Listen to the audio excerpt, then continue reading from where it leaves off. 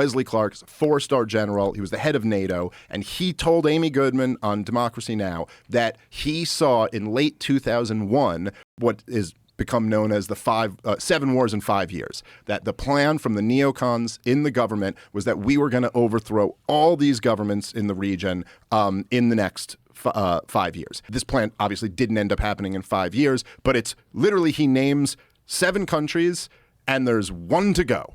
And that one, by the way, happens to be the one that Donald Trump is flirting with a war with right now, Iran. All the rest of them have happened. Israeli news reported today that a strike on Iran is imminent. We're very clearly moving toward this war, yet another catastrophic war. But so Wesley Clark gets asked about this in the debate, and he goes, oh, it actually goes back much further than that. He goes, I first saw the plans in 1991, and it came from Paul Wolfowitz.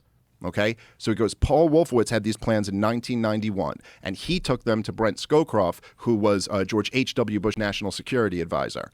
So he takes them to them, and according to Wesley Clark, again, my source on this is a 4-star general. He says that Scowcroft went, we'll look at this after the election. 92 is the election year. They lose. Bill Clinton comes in, and he goes, and the plan kind of got killed. And then he said it was revived later in a study paid for by the Israelis. Anybody can go read The Clean Break. You could Google it right now. It's a clean break, a new strategy for securing the realm, which was a letter written by the guy he mentioned, Richard Pearl and David Wormser, to Benjamin Netanyahu in 1996. It was his first year when he came in as prime minister.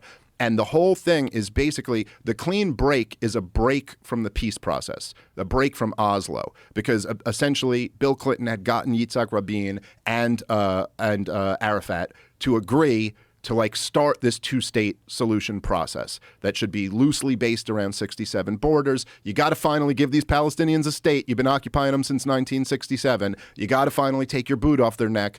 And the clean break strategy was to go, listen, we got to get away from this whole idea of a Palestinian state and giving them land.